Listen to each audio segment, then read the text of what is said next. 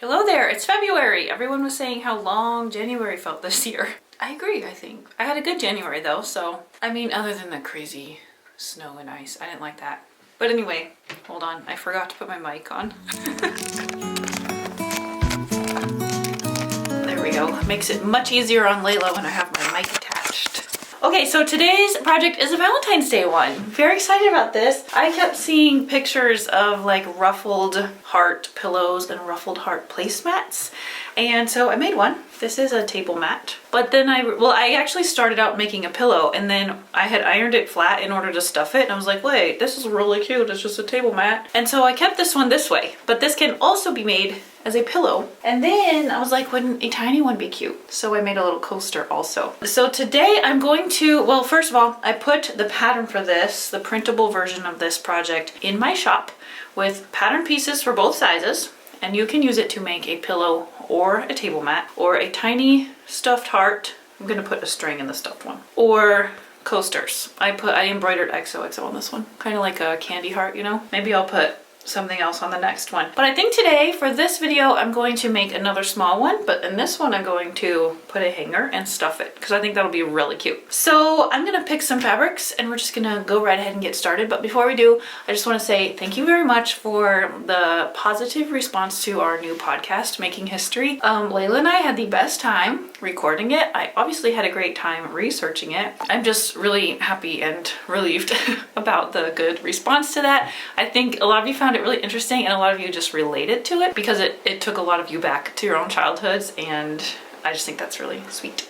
So stay tuned. February 1st will be episode number 2. For now, it'll just be a monthly podcast because that's what we have time for. I'm trying to fit it in around everything else that we're doing without taking away anything that we're doing already. So that is a passion project for fun for now. So hop over. I'll put the link to that too, of course, again. But in the first part of the description, I will put the pattern link to these hearts, and let's get started.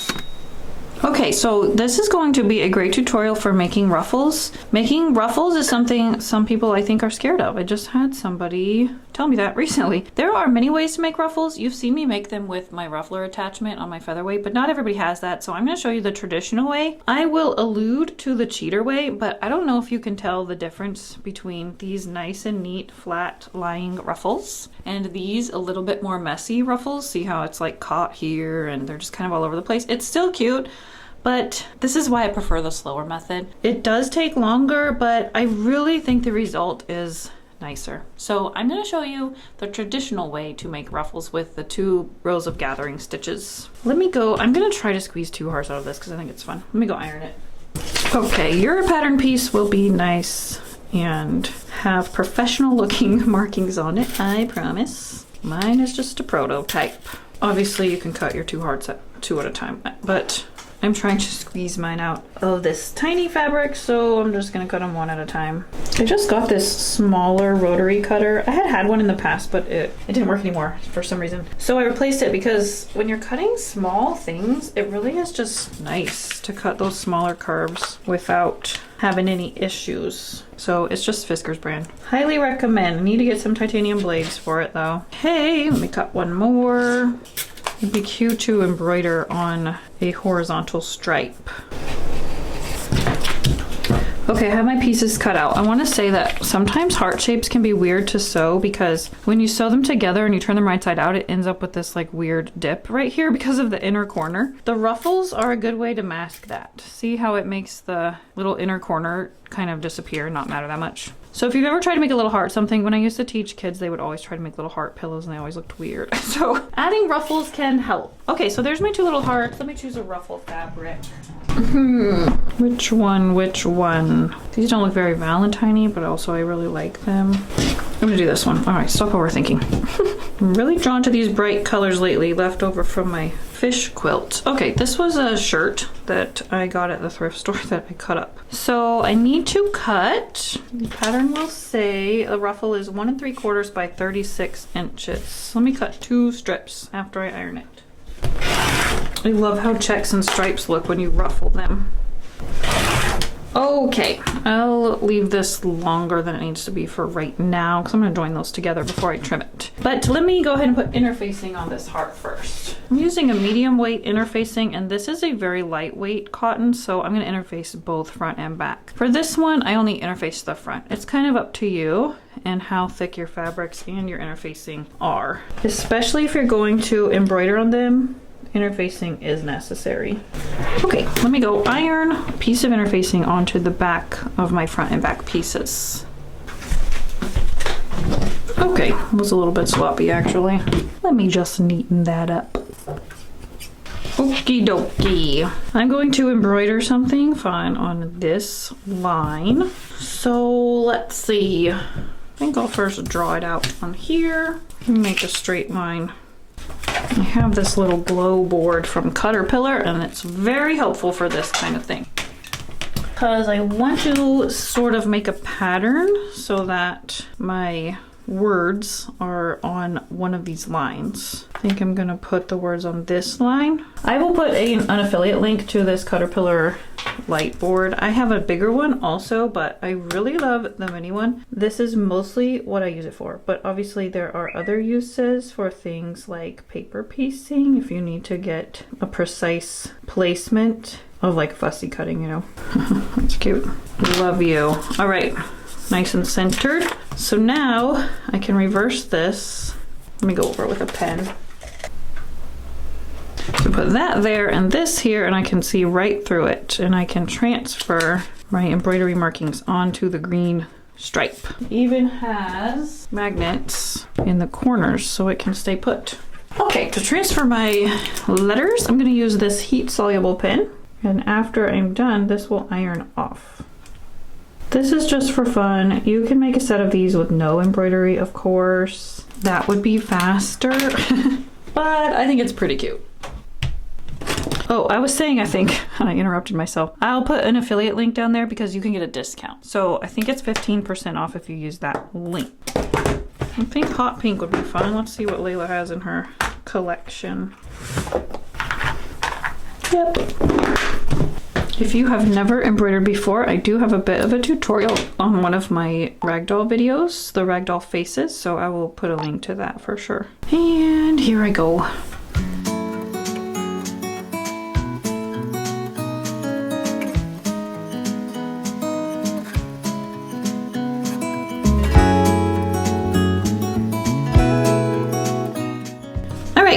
There's my little love you embroidery. Time to make a ruffle. I'm just gonna go sew this together end to end, and then I will cut it to the right size. Okay, in order to keep the seams in the middle, I'm going to cut this off at 18.5, 18.25. Okay, so I have a 36-inch length of my ruffle. I'm gonna go press this seam open in a second, but also I'm going to fold the short ends in half again, right sides together, and I'm going to form a loop. So I'm gonna go stitch these ends together also.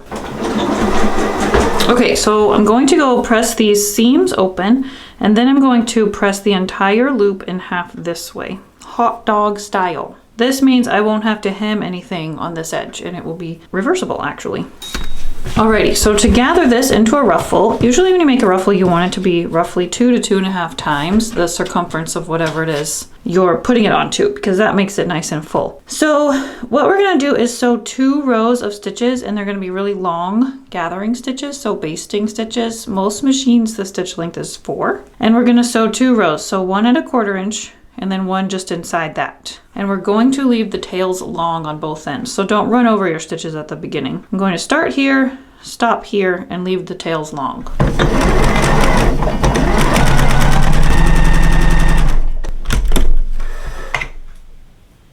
Okay, so this is what I did. I have these long tails, 2 on top, 2 on bottom, and I have 2 rows of stitches. Oh, that one got stuck. That's not what you want. Okay, so now we're going to gather this onto our heart. So for the small ruffle, we want to find the halfway points. On mine, there's a seam at each one, so it's easy. But if yours doesn't have a seam down here, maybe you had 1 full length, you just find this one and fold it in half and mark the other one with a pin. So I'm going to start by pinning 1 seam at the bottom of my heart, right on the corner.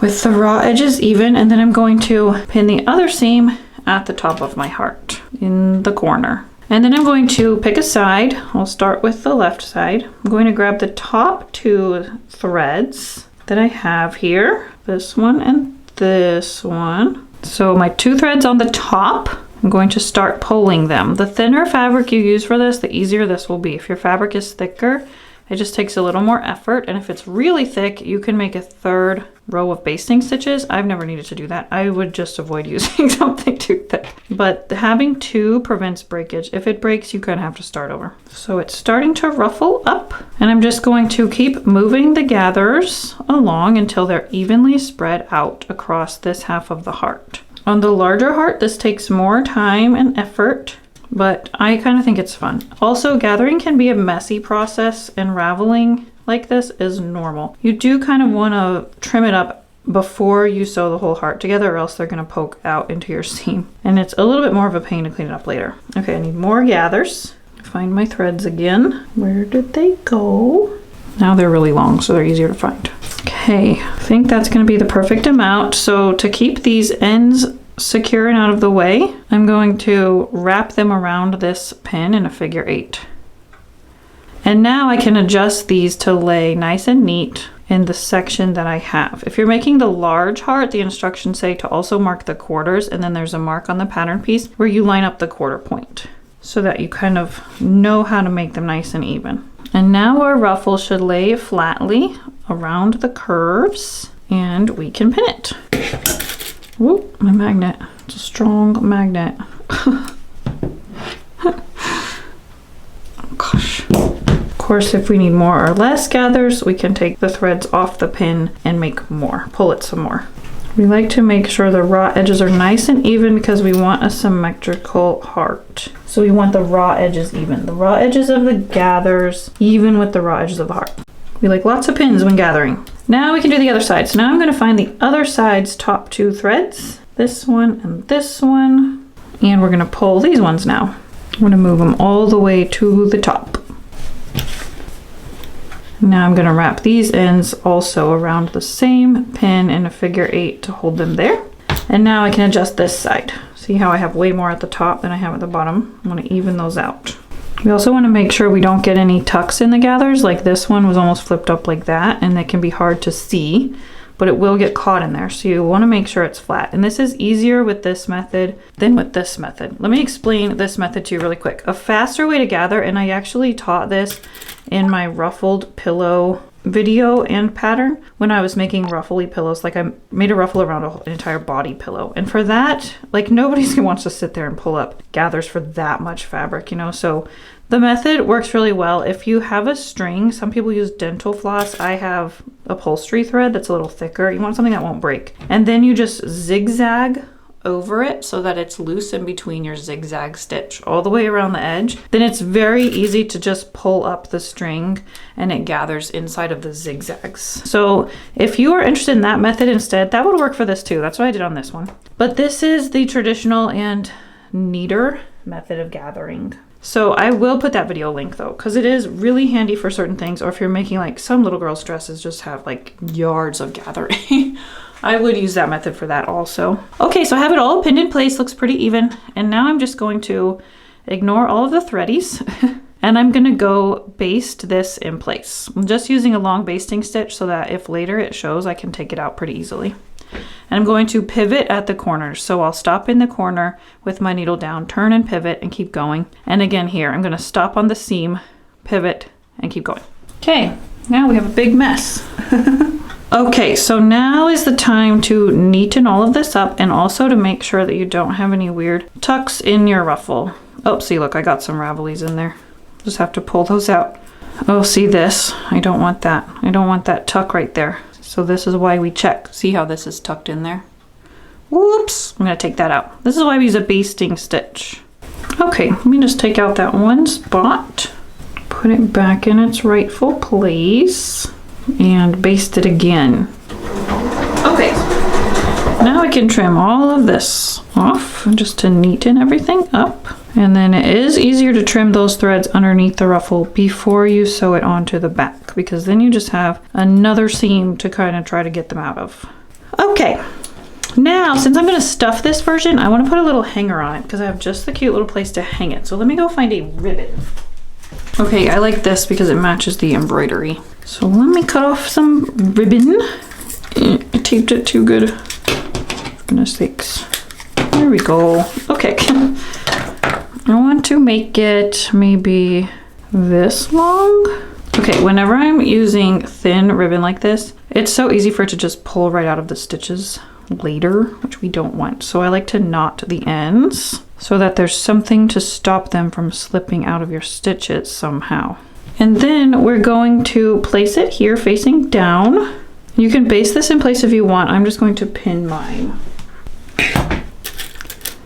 Okay, and then I'm going to tuck this and I'm going to use a safety pin to keep it there because I don't want it getting stuck in my seam when I'm sewing this whole thing together. That would be a pain. Okay, so that'll do it. So now I'm going to place my back down and I'm going to flip my front onto it. I like to do it from this side because I can see my previous line of basting stitches and I'm going to be sewing right on top of that.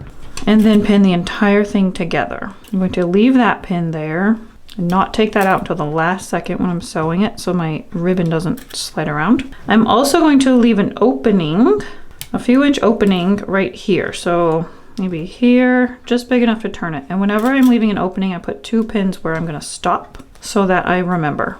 And then here's where I'm going to start. So this will be left open because you need to turn it and stuff it. Make sure my edges are matching up. And I'm going to go stitch around this, leaving this part open. And I'm going to backstitch here, and I'm going to use a regular stitch length now. Okay, before we turn this right side out, we need to do some trimming, especially around this bottom corner. If you used a thicker fabric and have bulk, then you might want to trim some of this round parts too, especially with this smaller one. With the large pillow, it won't matter as much. Plenty of room in there to turn it. I'm not going to trim where I left the opening. And then I'm going to trim not the ribbon, but the fabric. I'm going to clip it up to the seam allowance right here so that this turns out nice and neat. So through the ruffle and the seam allowance, but not the ribbon, like so. Now I can flip it right side out. And we're gonna make this look nice and pretty with the ruffle out. Ribbon looks good. Turn my point out, nice and neat. Some more of the threads away. So cute. Now we can take this out too. Look how adorable. Okay, so now if it bothers you that some of the basting stitches show, you can take those out. Sometimes the ruffle just camouflages them and it doesn't matter that much. Look how cute that is. Okay, I do want to make sure I have a nice and neat heart shape, so I'm going to make sure I have the edges out properly and the corner. And now I'm going to stuff it. Regular old polyfill. Just realized I was zoomed in, whoops. Sorry, Layla. Oh my gosh, this is so cute.